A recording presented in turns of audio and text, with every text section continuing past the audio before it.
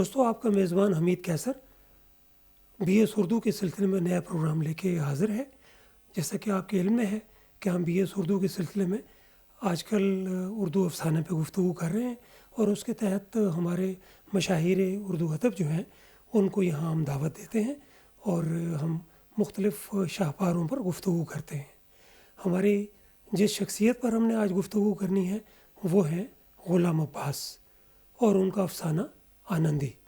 اور ان دونوں غلام عباس پر اور آنندی پر گفتگو کرنے کے لیے ہماری آج کی مہمان شخصیت ہیں محترمہ نعیم فاطمہ علوی۔ میڈم، ہم آپ کو اپنے پروگرام میں خوش آمدید کہتے ہیں۔ بہت شکریہ۔ اور میڈم جو ہے ان کا درس و تدریس سے تعلق ہے، خود یہ نثر کے مختلف اصناف پر کام کر رہی ہیں، سفر نامہ بھی انہوں نے لکھا، افسانے لکھتی ہیں اور پڑھاتی ہیں اور تنقید بھی کرتی ہیں۔ آج ہم ان سے گفتگو کریں گے غلام عباس کے حوالے سے۔ میڈم، آپ یہ بتائیے کہ ہم نے غلام عباس کو اپنے نصاب میں پڑھا، جی، مثلا میرے نصاب میں غلام عباس کا جو ہے وہ اوور کوٹ تھا، جی بالکل۔ اور اب ہم دیکھ رہے ہیں کہ ہمارے جو بی ایس اردو ہے اس میں شاہکار افسانہ آنندی شامل ہے۔ تو گفتگو کے آغاز کے لیے اردو افسانے کی جو صورتحال ہے بر صغیر میں، اس پر اگر ہم بات کریں تو ہمیں دو تین شخصیات وہی ہماری جو بڑی ہیں، منشی پریم چند ہیں، سجاد درجلدرم ہیں، اور ان کے بعد آنے والوں میں کرشن چندر ہیں، اور وہ ایک ان کے بعد پھر آپ دیکھیں 1936 کی ترقی پسند مصنفین کی جو تحریک ہے اس نے ہمارے اردو افسانے کو جلا بخشی اور نئے موضوعات سے ہمکنار کیا، اور ہمارے آنے والے جو لکھنے والے ہیں انہوں نے نئے نئے موضوعات تلاش کیے انسانیت کی سطح پہ اور ترقی پسندی کے حوالے سے۔ تو ہم غلام عباس پر اگر گفتگو کریں تو آپ کیا سمجھتے ہیں غلام عباس جو ہے وہ ہمیں باقی جو اپنے لکھنے والے ہیں اپنے وقت سے پہلے جو سینئر ہیں یا ان کے عہد کے جو لوگ ہیں، کرشن چندر ہیں یا منٹو ہیں، ان میں ان کو ہم کیسے دیکھتے ہیں کہ وہ کس طرح سے منفرد ہمیں نظر آتے ہیں؟ غلام عباس صاحب کو اگر ہم جب ان کی حالات زندگی کو دیکھتے ہیں تو آپ یہ دیکھیں کہ وہ اپنی ایجوکیشن زیادہ کمپلیٹ نہیں کر سکے، بہت زیادہ، اور لیکن یہ ہے کہ انہوں نے بہت ارلی ایج میں افسانہ لکھنا شروع کر دیا۔ بکری افسانہ لکھا تھا انہوں نے 7 سال کی عمر میں۔ جی، بڑی کمال بات ہے۔ تو اس کے بعد انہوں نے انہوں نے تراجم پر زور دیا اور تراجم انہوں نے بہت سارے لکھے۔ اس کے بعد آہستہ آہستہ وہ ان کا افسانوی دور جو ہے وہ شروع ہو جاتا ہے۔ تو غلام عباس صاحب کی شخصیت باقی افسانہ نگاروں سے نمایاں، اس زمانے میں بہت کمال کے افسانے لکھے گئے۔ آپ یہ دیکھیں، آپ نے جن کے نام لیے ہیں بہت ہی کمال کے افسانہ نگار ہیں اور بہت اچھے افسانے لکھے ہیں۔ لیکن غلام عباس کا جب ہم نے اپنے کورس میں اوور کوٹ بھی پڑھا تھا تو ایک محرومی پہ انہوں نے اس کو اوور کوٹ میں ایک محرومی کے حوالے سے انہوں نے اس کو ایکسپلین کیا تھا، اور ایک ہی مین کردار کو لے کے نا وہ پورا صورتحال بتائی، بہت ہی انٹرسٹنگ نا کہ اس کی سچویشن کیسی ہوتی ہے نا، کہ اس کے فیلنگز کو کیسے انہوں نے بہت ہی باریک بینی سے اس کا مشاہدہ کیا یا اس کو ایکسپلین کیا۔ تو اس کے بعد یہ ہے کہ جیسے کہ آپ نے ذکر کیا ہے کہ ان کا شاہکار افسانہ جو ہے وہ آنندی ہے، جو انہوں نے دوسری عالمی جنگ کے بعد لکھا ہے اسے۔ تو اس افسانے کو جب بھی ہم پڑھتے ہیں، بلکہ آج کے دور میں بھی پڑھتے ہیں، بہت ارلی ایج میں بھی ہم نے پڑھا ہوا ہے، بہت دفعہ پڑھا ہوا ہے، تو جتنی دفعہ ہم پڑھتے ہیں اس میں ایک نئے پن کا احساس ہوتا ہے۔ اور کلاسیکل جو بھی ادب ہے یا کلاسیکل افسانہ ہے، اس کو جس دور میں بھی پڑھا جائے تو یہی لگتا ہے کہ وہ نیا، اس میں کوئی نہ کوئی نیا پن ہے۔ میں اس کو جب دیکھتی ہوں تو جیسے انہوں نے طوائف کے موضوع پہ لکھا ہے، تو آپ بھی جانتے ہیں کہ طوائف کے موضوع پہ اور اس پہ بہت سارے افسانہ نگاروں نے طب آزمائی کی، اس پہ افسانے لکھے اور اس پہ فلمیں بنی، ڈرامے بنے، لیکن یہ ہے کہ غلام عباس کا یہ افسانہ جو ہے یہ بہت ہی منفرد افسانہ ہے۔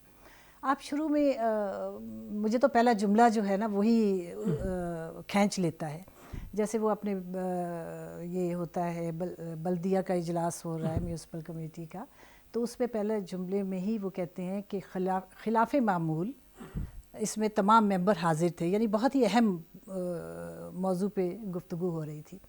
اور اس پورے افسانے میں جیسے میں منٹو میں دیکھتے ہیں ان کا اپنا ایک سٹائل ہے، ان کا اپنا ایک سٹائل ہے. تو مجھے یوں لگتا ہے جیسے شیشے میں پورے سراپے کا جائزہ لیتے ہیں، پوری شخصیت آپ کے سامنے آ جاتی ہے، اسی طرح اس افسانے میں پورا سماج ہمیں نظر آتا ہے. بالکل ایسے. آپ یہ دیکھیں کہ جب میونسپل کمیٹی کا اجلاس ہوتا ہے تو اس میں مکالمہ جو ہے، اس مکالمے کو آپ لیں تو وہ بھی ایک سماجی شعور ہے نا کہ اس زمانے میں کس طرح لوگ سوچتے ہیں یا طوائف کے بارے میں کیسے سوچتے ہیں. طوائف کو میں ایک برائی کا منبع کہوں گی کہ برائی کے منبع ہے، اور وہ برائی کا منبع جب میں بعض اوقات آج کل بھی میں نے افسانہ پڑھا تو مجھے لگا کہ جیسے بہت ساری چیزیں ہیں برائی کا، یہ رشوت خوری ہے، حرام خوری ہے، تو وہ پوری اس کے ارد گرد گھومتا ہے، یہ افسانہ اس کے ارد گرد گھومتا ہے.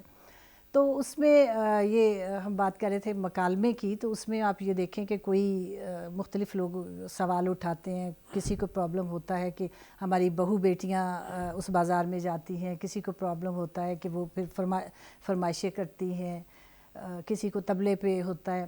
لیکن یہ ہے کہ ایک سوال جو ہے وہ قابل غور ہے جو انہوں نے شروع میں ہی مکالمے میں چونکا دینے والا ہے، اور وہ یہ ہے کہ یہ طوائفیں شادی کیوں نہیں کر لیتی. اور اس پہ پھر ہنسی مذاق ہوا، اور یہ ہے کہ زیر لب مسکرائے اور اس کو ایک تمسخر میں اڑا دیا گیا. حالانکہ یہ پورا افسانہ آپ یہ دیکھیں کہ اس کا لب لباب بھی یہ ہے کہ برائی کو جڑ سے ختم کرنا چاہیے. لیکن ہمیں اس افسانے میں جس طرح ہمارے سماجی شعور بھی آج بھی یہی ہے، یہ اس زمانے کی بات نہیں، آج بھی یہی ہے کہ ہم برائی کو یہ تو نہیں کہ جیسے آپ کا بچہ اگر بیمار ہو گیا ہے یا وہ بری صحبت اختیار کی تو اس کو گھر سے نکال دے. اس کا علاج ممکن ہوتا ہے نا، اس کا علاج کرنا چاہیے. تو اس میں یہی ہے کہ پورا سدھارنا چاہیے. لیکن یہ ہے کہ پورا سماج جو ہے وہ اس کے خلاف باتیں بھی کرتا ہے، لیکن یہ ہے کہ کوئی حل نہیں سوچتا کہ آخر اس کا کوئی حل تو ہے. تو وہ جیسے پھر اس کے بعد یہ ہے کہ متفقہ فیصلہ ہوا کہ ان کو نکال دیا جائے، 6 کوس دور ان کی بستی آباد کر دی جائے. تو وہ آپ یہ دیکھیں کہ کتنے کریکٹر اس میں شامل ہو جاتے ہیں. پوری بستی ہے اور پورا ہمیں لگتا ہے کہ جیسے ایک فلم ہمارے سامنے چل رہی ہے. یہ موضوع ایسے مجھے لگتا ہے، میں معافی چاہتا ہوں آپ کو کاٹ رہا ہوں، کہ یہ موضوع جو ہے مجھے لگتا ہے کہ یہ تو ناول کا موضوع ہے، جس کو غلام عباس کی باصلاحیت شخصیت نے ایک افسانے میں سمو دیا ہے. بالکل. اور کوئی چیز یعنی ہر چیز ہم تک پہنچی ہے. اچھا یوں لگتا ہے کہ کہانی جو ہے نا وہ بڑی زوردار ہے، اور اس کو کریکٹرز نے کندھا دیا ہے، ایسے ہی اس کو آگے بڑھایا فطری انداز میں. ایک کیریکٹر بول رہے ہیں، ایک کیریکٹر. اچھا پھر جو آپ نے کہا نا کہ خلاف معمول، مجھے اس میں ایسا لگتا ہے کہ میل ڈومینیشن جو ہے وہ سامنے آ رہی ہے. بالکل کہ وہ عورت کا چونکہ مسئلہ ہے، سب مرد جو ہیں، چاہے مولوی ہے، چاہے کوئی کمیٹی والا ہے، یا دوسرے جو کیریکٹرز ہیں، سب کے سب موجود ہیں. بالکل یہی چیز میرے بھی ذہن میں آئی نا، اپنا حصہ وہ اس میں ادا کر رہے ہیں. پھر آپ یہ دیکھیں کہ جب وہ گھر تعمیر ہونے شروع ہوتے ہیں تو پھر کس طرح انہوں نے کہانی بنی ہے. حیرت ہوتی ہے کہ اس میں وہ جیسے انہوں نے بتایا کہ 14 خواتین ایسی ہیں کہ جو گھر بنانا چاہ رہی ہیں. تو انہوں نے جب گھر تعمیر کرنے کا سوچا تو آپ یہ دیکھیں کہ گھر تعمیر کرنے میں کتنے کردار سامنے آتے ہیں، ان کی ہیلپ کے لیے کتنے کردار سامنے آتے ہیں نا. کہ جب مکان بن رہا ہوتا ہے ظاہر نقشہ نویس بھی ہوتا ہے، مزدور بھی ہوتا ہے، مستری بھی ہوتا ہے، پھر ان کو پانی کی بھی ضرورت ہے. پھر اس طرح کس طرح بستی آہستہ آہستہ وہ آگے چلتی ہے کہ وہاں ایک مؤذن بھی آ جاتا ہے، وہاں مسجد بھی تعمیر ہو جاتی ہے، وہاں مقبرہ بھی تعمیر ہو جاتا ہے، وہ ایک اس پہ مجاور بھی آ کے بیٹھ جاتے ہیں. تو وہ کہانی بڑی ہی دلچسپی کے ساتھ، اتنے کرداروں کی کہہ لے کہ بھرمار ہے. لیکن یہ ہے کہ کوئی کردار ہمیں ایسا نہیں لگتا کہ جو اضافی ہے، وہ سارا اس میں نگینے کی طرح وہ فٹ ہے اس میں، کہ اگر ایک کردار بھی ہٹا لیا جائے تو وہ لگتا ہے کہ کہانی جو ہے وہ مکمل نہیں ہے، وہ سب کمپلیٹ ہے. تو جیسے ایک وہ گھاس پھوس کی وہ ایک خاتون جو ہے وہ گھاس پھوس کی جھونپڑی بنا لیتی ہے، مطلب وہ بھی ایک اہم کردار ہے اس میں. چھوٹی موٹی چیزیں رکھ کے، چھوٹی موٹی چیزیں، سگریٹ کے، وہ بالکل. پھر اس میں دکانیں وہ بنا لیتے ہیں، پھر وہ اس میں رنگ ساز آ جاتے ہیں، پھر اور بھی بہت سارے کردار مل جاتے ہیں. تو وہ ایک بستی آباد ہو جاتی ہے دوبارہ سے پھر وہ اس طرح. اب یہ دیکھیں کہ مؤذن کا بھی انہوں نے پوری طرح امیج جو ہے جو ہمارے سوسائٹی میں ہے، اور جس طرح جہاں پیسہ ہے، جہاں دولت ہے، وہاں پھر کس طرح لوگ جو ہیں وہ جمع ہوتے جاتے ہیں. مؤذن کے بعد مجاور جو ہے وہ بھی ہماری سوسائٹی کا ایک بہت ہی اہم پارٹ ہے. ہمیں آج کا ہی افسانہ وہ لگتا ہے. بالکل دیکھیں ہاں، یہ ایک جو مزے کی کیریکٹر بات ہمارے ہے کہ معاشرے میں اس وقت تھے ہاں وہ آج بھی ہیں. بالکل. اور جیسے 3 ایڈیٹ میں یہ جو مختلف حوالوں سے جو بات کی، یعنی سمجھ لیں کہ ہم مذہب کا حوالہ لے کے جو دکانداری چمکاتے ہیں لوگ، بالکل وہ انہوں نے ہر مذہب میں انہوں نے 3 ایڈیٹ میں بیان کی. ہمارے اس میں بھی یہ سارا کچھ نظر آتا ہے. اچھا میں اس کو چھوڑ کے نا اس پہ ہم آئیں گے. میں پھر دوبارہ اس میں آغاز جو آپ نے بات کی ہے نا کہ افسانہ نگار جو ہے وہ پیدائشی افسانہ نگار ہوتا ہے. بالکل.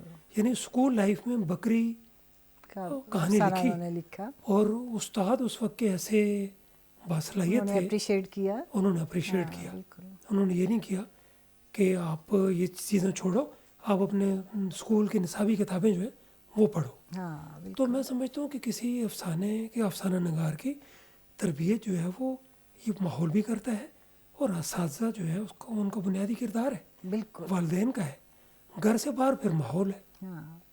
نہیں وہی ان کے بارے میں پرورش کی ان کی بالکل ان کے بارے میں یہی کہا جاتا ہے نا کہ ان کے ٹیچرز نے ان کو اتنا اپریشیٹ کیا کہ وہ ان کا رجحان بنا دیا نا. ایک تربیت میں سب سے بڑی بات رجحان سازی ہوتی ہے کہ وہ انہوں نے دیکھ لیا کہ افسانہ یہ کہانی لکھ سکتا ہے یا اس کی تحریر میں دم ہے. تو وہ پھر یہ آپ نے صحیح بات کی ہے کہ یہ تربیت ہی ہوتی ہے، تربیت ہی آگے لے کے چلتی ہے آپ کو. پھر انہوں نے اپنے سینئرز کو پڑھا. ہاں سینئرز کو پڑھا، وہ ان کی جو لائن ہے وہ اس کو دیکھتے ہوئے اپنا نیا راستہ اختیار کیا.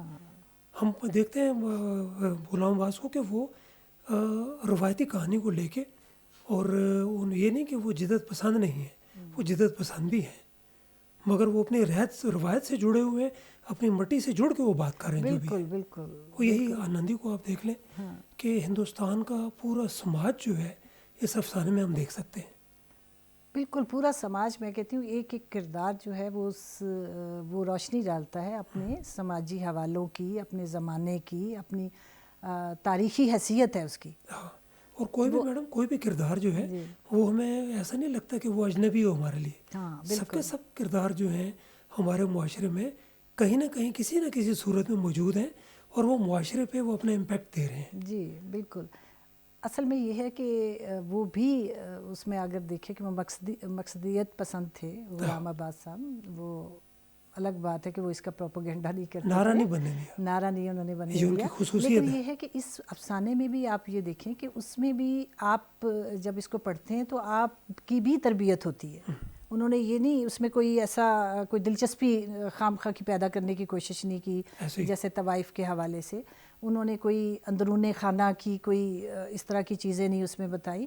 انہوں نے صرف وہ بیرونی عناصر جو ہے یا لوگوں کی سوچ کہ وہ کس طرح سوچتے ہیں وہ چیزیں زیادہ اجاگر کی ہیں تاکہ پڑھنے والے کی بھی تربیت ہو، ہماری بھی تربیت ہوتی ہے کہ ہم لوگ کہاں غلط سوچتے ہیں اور کہاں ہمیں صحیح سوچنا چاہیے.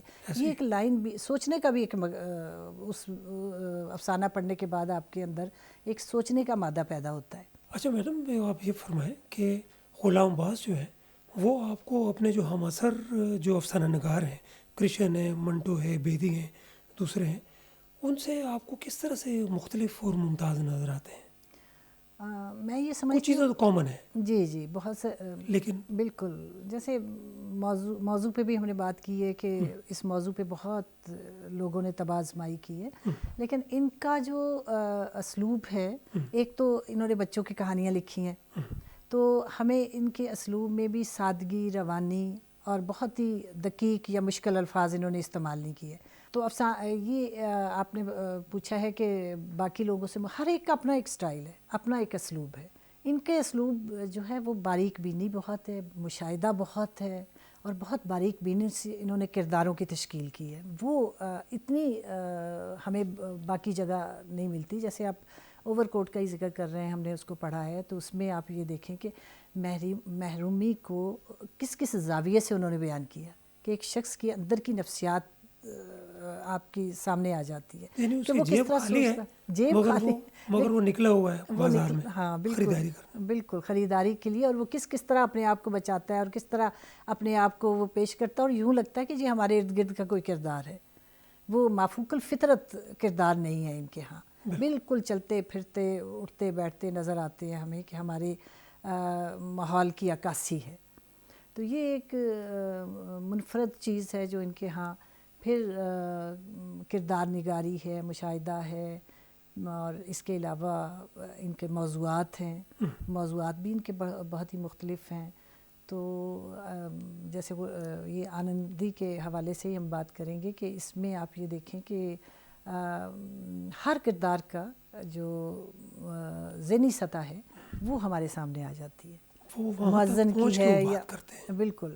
لیکن یہ ہے کہ جو جیسے میں نے آپ کو بتایا کہ یہ صرف طوائف کے حوالے سے نہیں, اگر ہم اس کو اور حوالوں سے بھی دیکھیں, اگر برائی کے منبع کے طور پہ دیکھیں جیسے رشوت خوری, حرام خوری, تب بھی ہمیں یہ کردار اسی طرح گفتگو کرتے ہوئے نظر آتے ہیں اور اسی طرح ہی بیہیو کرتے نظر آتے ہیں کہ جو چیز ہم معاشرے میں برا جس کو تصور کرتے ہیں یا سمجھتے ہیں, اس کے خلاف ہم بجائے اس کے کہ اس کو جڑ سے ختم کریں, ہم اس کے بارے میں لیپا پوتی یا بالکل منافقت, بالکل منافقت یعنی ہمارے دل میں کچھ ہوتا ہے اور ہماری زبان پہ کچھ ہوتا ہے. جیسے یہی میونسپل کمیٹی کا جو اجلاس ہو رہا ہے, وہ آپ یہ دیکھیں کہ وہ سارے لوگ وہی ہیں, جیسے آپ نے کہا ہے کہ مردوں کا بالادستی ہے, لیکن اس کے بعد وہی فیصلہ کرتے ہیں, وہی قانون بناتے ہیں, اور اس میں یہ بات صحیح ہے کہ ان کا طوائفوں کا کوئی نمائندہ نہیں ہے, اور نہ ہی ان کو کوئی سننے کے لیے تیار ہے, نہ ہی اس کو کوئی میونسپل کمیٹی میں ان کو بلایا گیا کہ ان کا موقف بھی سن لیا جائے. جیسے اسی میں ایک ہوتا ہے نا کہ اگر یہ دھندا چھوڑ دے تو پھر یہ کھائیں کہاں سے. یہ ایک دو سوالات ایسے ہیں کہ جو آپ کو سوچنے پہ مجبور کرتے ہیں کہ ان کا کوئی حل ہونا چاہیے تھا.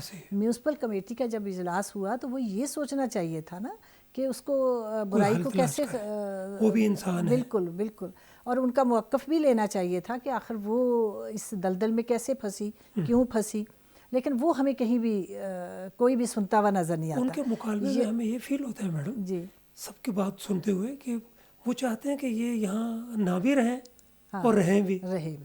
یک طرفہ فیصلہ ہے نا, ان پہ تھوپ دیا جاتا ہے, پھر ان کو دور بستی بدر کر دیا جاتا ہے. تو پھر وہی لوگ ہیں نا, وہی کریکٹر ہے, وہی معاشرے کے سماج کے حوالے سے لوگ ہیں جو وہ 6 کوس کا فاصلہ طے کر کے تو وہ ان کے ارد گرد پھر گھومنے لگتے ہیں. وہی لونڈے لپٹے جو ہیں وہ وہاں چلے جاتے ہیں, وہ خواتین بھی جاتی ہیں, بچیاں بھی جاتی ہیں.